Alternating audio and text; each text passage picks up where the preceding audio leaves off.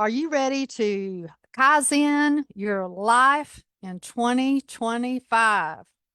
How many of you out there know what that word means? Kaizen. Kaizen. This is a Japanese word that means incremental progress. We want to do small incremental improvements over time. And when you do small incremental improvements over time, you get incredible results. This is a Japanese word, and Toyota has used this as well as other companies around the world. But Tony Robbins, I learned the word from Tony Robbins many, many years ago when he started in talking about the changes that you could make in your personal life if you would just start making small incremental changes in every single aspect of your life. And one of the things that I want to talk about is I have been going through again, I've shared with y'all that in November, I go back and I look and I reflect over the last year and I look and see what went right, what went wrong, what could I do to improve, what are some of the things that I want to do for the upcoming year. And I start making my strategic plan for not just my business, but also for my personal life. And today I want to share with you some of those categories, and I've got a new idea for a new group that I want to share with y'all a little bit later on. But anyways, let's look at some of the categories first, and let's just see how we could make some small incremental changes over the next, let's just say 30, 60, 90 days, where you could improve every single aspect of your life. Wouldn't that be cool? We all have room for change. Now, some of the areas you may not need as much change or improvement. So let's start at the top, relationships. Think about your relationships with your spouse, with your immediate family, with your extended family members. What about your friends? Long-term friends, friends from a long time ago, your current friends. What about your colleagues at work, your bosses, your vendors? What about your neighbors? This is one of the areas where I'm going to really work on for this upcoming year. I've been so busy and, online and with mom and all these other kind of things. I've kind of let my neighbors kind of go to the wayside. I don't even know. We've had a lot of people that's moved in and I don't even know a lot of these people. So I really want to change that in 2025. So think about small incremental things that you can do to improve your relationships with each one of those different categories of people. The next category is health, fitness, and nutrition. I'll be honest with you, I failed miserably with this. By my birthday, which was Saturday, I should have already had all this excess weight gone. I should have been in the best shape of my life. That was the intention that I set, but I did not follow through with it. Didn't. Failed horribly, horribly. I'm way overweight. I'm not eating right. I'm not exercising. I'm not doing any of those things. So I need to set myself up for success, not for failure. How can we do that? If you have some issues with health, fitness, and nutrition, what could you do? You need to start with small, simple steps that you can do on a daily basis. Change a few of your habits. Don't do everything at once. Don't make some big incremental change that you're not going to follow through and keep it going. Just start with something small, like increase your water intake. Okay. We'll talk about each of these a little bit later on, but I just want to give you some food for thought today. So that's health, fitness, and nutrition. What about your career? Where do you want to be? What are your aspirations? Have you just kind of flattened out or plateaued at work? Where are you going to go next? If you're already at the top of your company, what's next? There's always a what's next. It could be retirement, but it could be that you need to leave that job so that you can continue progressing in your career. What if you want to make a career change? What are you doing right now? What steps have you put in place or are you planning on putting in place to get you to that next level? What if you're an entrepreneur? You're an entrepreneur, you own and operate your own business. What are some of the things that you need to do in the next year to kind of take you to the next level? One thing about it, if you're an online entrepreneur like I am, things are constantly changing. I mean, constantly. There's new tools, new platforms, all kinds of different things that you can use to generate more leads and get more business. Now you've got a world of opportunities out there instead of just right here in your local neighborhood. So there's lots of options for you to do small incremental changes in your business that could be significant over time. The next one is faith. For those of you who are of the Christian faith like I am, what are some of the things that you can do to deepen your relationship with God, with your church? Do you need to spend more time in Bible study? Do you need to connect more with people? Do you need to do more, be the hands and feet of Jesus more? What is it that you need to do to strengthen your faith? Small incremental things can make a huge, huge difference. One of the best things that I did 6 years ago, thanks to my girlfriend back home who introduced it to me, was I joined Bible Study Fellowship. And this was right before COVID. And so I was going to an online class. It keeps us, it goes basically the school year. We start around Labor Day and it goes all the way till right before summer. And then we're off for the summer. And this keeps me grounded. It keeps me in the Word, and I have to study and I learn, and it's just wonderful. In fact, I ended up in a leadership role, and now I facilitate a class online. So that also holds me accountable to making sure that I'm going to be staying in the Word. And then another thing that I do is every January, I read the Bible in 90 days. Yes, it's possible. There's also a Bible that you can buy that's already marked with those days. It's a little bit bigger font, and it's got, day 1, 2, 3. Yes, you can. It's amazing what you can do when you set your mind to doing something. And it's also amazing what you can do when you're reading the Bible through that fast. I can't believe how much that I've missed throughout the years of doing that. Next category, number 5, is your finances. Now, under the finance umbrella, there's a lot of categories. You've got your income. You want to make sure that you're always increasing your income. There is your credit, whether that's important to you or not. There is your debt ratio. You need to eliminate the bad debt so that you can build wealth, which is another one of the components. Net worth. What's your net worth?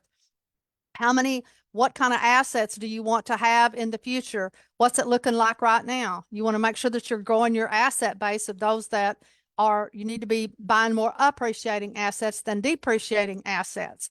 Generational wealth. You need to look to the future. What is it that you want your legacy to be as far as your finances after you're gone from this earth? How do you want to leave your family? All of that goes under the financial category. If you're an entrepreneur or business owner, it might be a little bit different. You might have to have 2 segments for that. But basically, there's a lot of things that go underneath the finance tab. Next, number 6 is your legacy. What kind of impact do you want to have on this world? What kind of impact do you want to make on your family, on your community? Do you want to be a philanthropist? Community service, what nonprofits where do you have a heart? Do you want to start something? Do you want to start your own foundation? What is it that you would like to do to leave your legacy? Now, there's a lot of building blocks under legacy as well, but for the most part, I just want you to think about what's going to be your ding in the universe by the time that you pass away. What is it that you want to leave behind for your family, friends, community, and the world that says that you've been here? Last but not least, fun. Can't forget fun. This is hobbies. This is travel. This is experiences, things you want to do, see, and experience. What are the things you want to learn? How do you want to have fun? Some of you are just a bunch of fuddy-dudds. Y'all don't know how to have fun if your life depended on it. You're just crab apples. So stop it.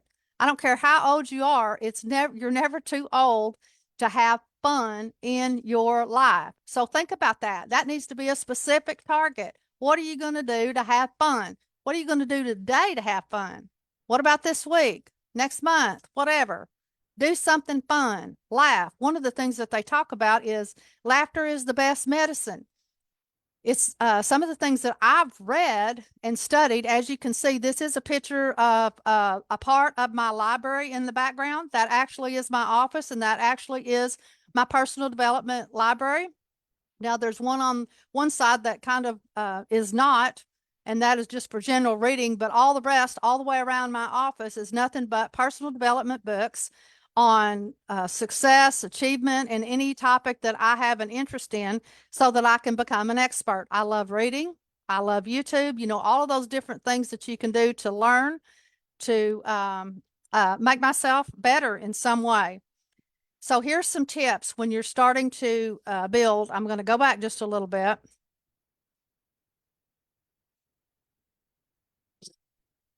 The key aspects, number one, small sustainable changes. Don't do drastic overhauls, because daily habits creates routines that can be sustained.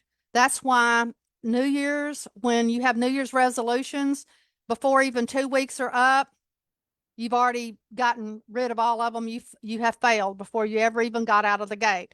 So when you're starting to make changes, don't do drastic changes. Think about the word KAIZEN. Very small incremental changes. Once you get comfortable with that, then you increase it again. Then you increase it a little bit more, a little bit more, a little bit more. Number two, self-awareness and reflection is crazy important. That's why you need to make sure that you are very specific in your goals. You need to set goals that are specific and achievable, realistic, with a little bit of scaring in there for you. If your goals don't scare you when you say them out loud, they're not big enough. They're just not big enough. So you want to make sure that you are very specific so that, let's just say, a 5-year-old would understand whether you achieve that goal or not. Once you set the goal, then you can set down and you can divide that up into small increments, because you need to be able to track your results to see how you're moving forward and progressing on your goals, so that you have self-reflection and self-awareness. That's why every year in November, now I do it quarterly, and I need to do a lot better. This is one of my things in 2025. I want to do more monthly, quarterly, and then the end of the year, because I can get so much more done. You would be amazed that you could actually do a year's worth of work and a year's worth of progress in just 90 days. It's called the 12-week year. If you have not read that book, I highly recommend it on how you can do that. So the main key here is you've got to be self-aware, and you've got to reflect, and you've got to be honest with yourself. How am I doing? How am I doing? You want to have continuous learning, and you can do that by studying, getting mentors. Yesterday I talked about the importance of mindset. If you don't believe you can, you're not going to be able to achieve it. You've got to get it between your ears that, yes, it's possible. Yes, that I can increase myself in this area. Yes, I can improve. Everybody can improve. I always talk about, I forget who it is, always talks to me about they wish they'd learn how to play the piano. Well, why don't you do it now? I don't care how old you are. You may not be a concert pianist, but the deal is you can learn how to play the piano, because there's some simple rules, that anybody can learn to play the piano. Again, you might not be a concert pianist if you don't have that passion, you don't have that gift, but you can learn how to play the piano. So don't dismiss anything. Now, number 5, positive feedback loop.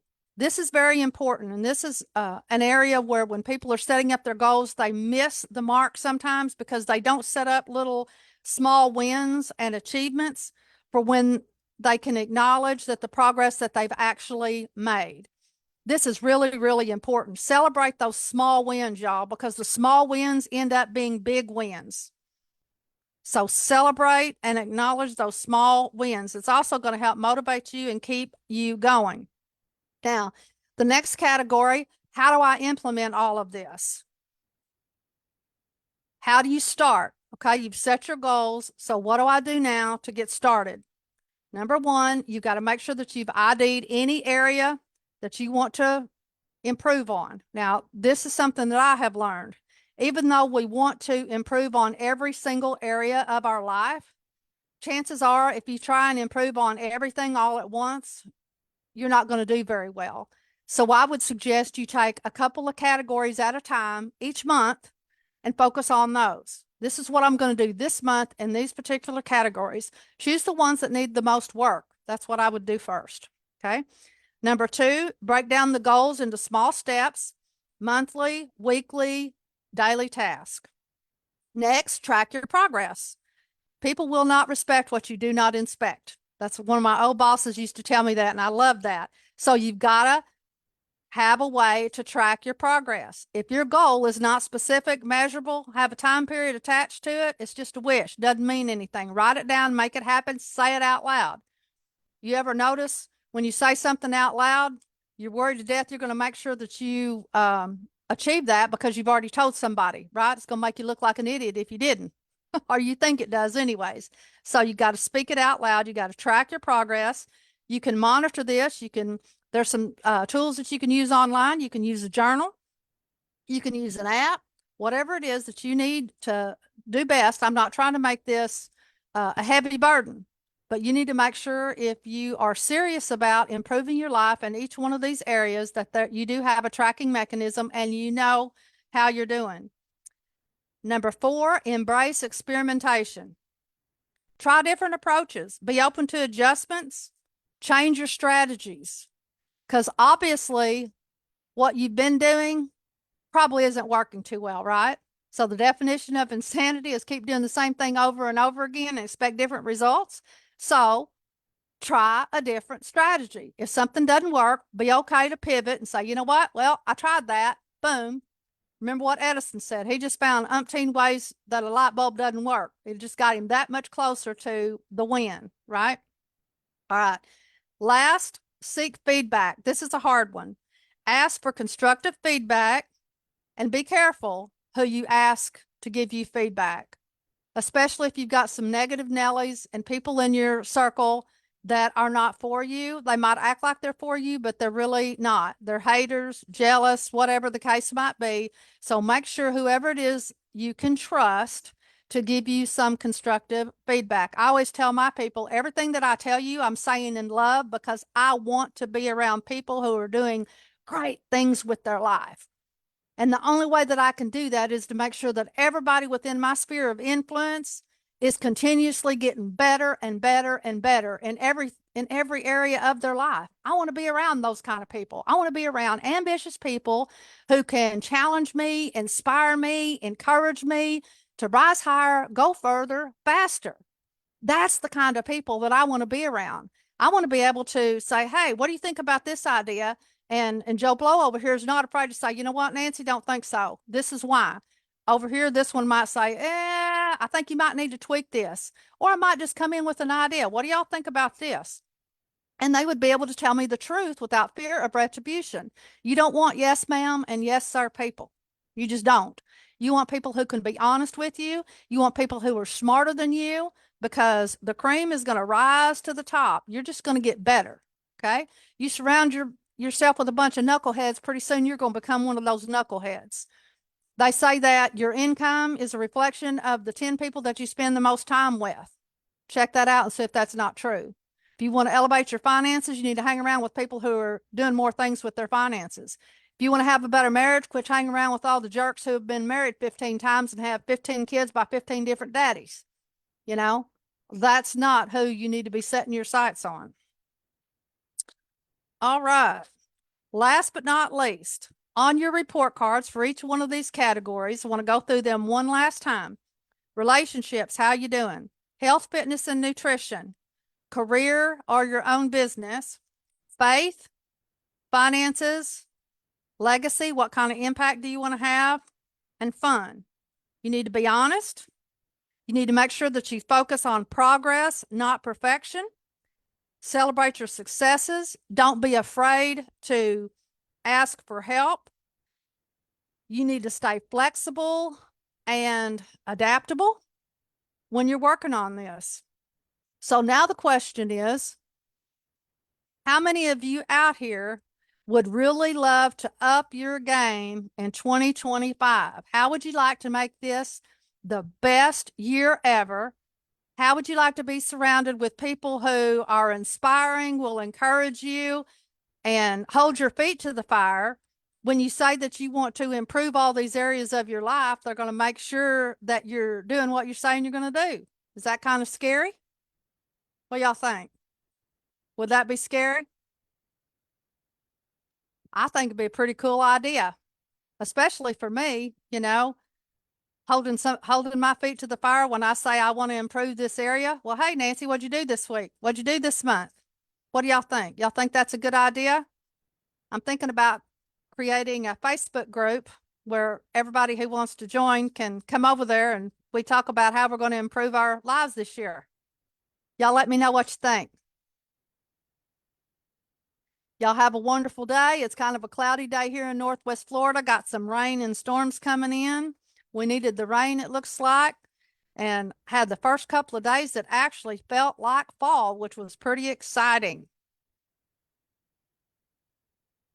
This is Nancy Gaskins, sowing seeds of financial hope and entrepreneurial opportunity in communities around the globe. Go change your life. KAIZEN, incremental changes.